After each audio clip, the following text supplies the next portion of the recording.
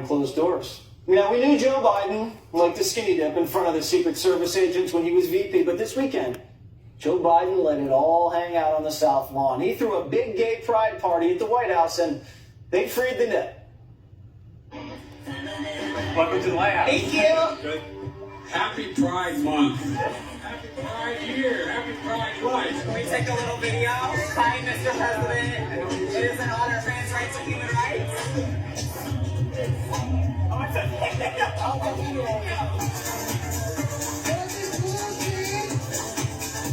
Are we topless at the White House? Oh, so they basically opened Hunter's laptop on the South Lawn. But that wasn't one of Hunter's friends. The Flasher's Joe's friend, Rose Montoya. And the Flasher shatters. That's right, the Flasher's trans. And if you're trans, you can do whatever you want. If you shatter, you can do whatever you want. No shoes, no shirt, no problem. Now, if this was going to happen on any White House, I mean, my money would have been on the Trump White House, but no. The trans Flasher happened on Biden's watch. Now, who put together the guest list? Was it the same people who vetted the guys we flew out of Afghanistan? Now, everybody knows there are certain places you just don't flash. Church, school, funerals, probably the White House. Women can't flash at the White House. Men can't moon at the White House. But if you're trans, anything goes. And not only that, Biden called the trans flasher a hero. We all talk about courage.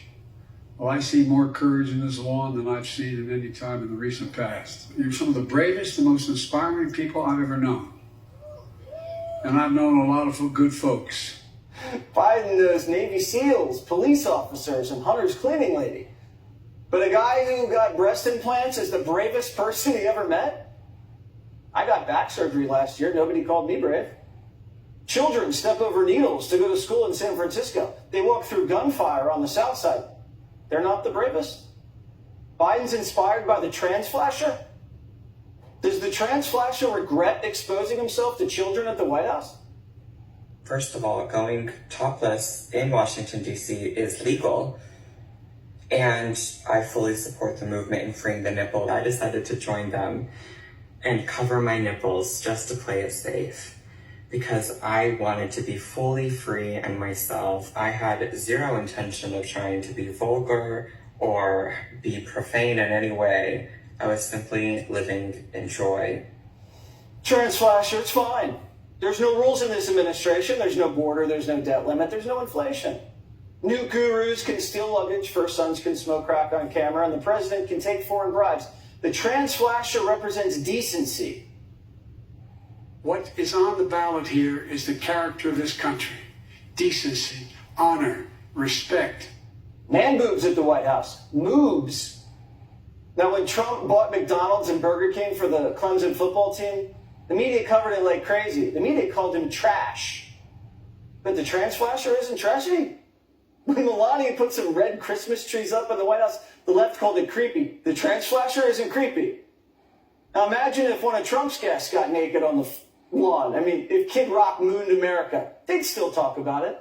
But only trans flashers can moon. Now the Biden White House, after 3 days, said the trans flasher, you ready, is no longer allowed back at the White House. Finally, Joe Biden drew the line somewhere. Except the trans flasher is allowed in your kid's kindergarten class and at any underage drag brunch in the country. Apparently, the White House now has standards. Your kid's class, they're not allowed to have standards.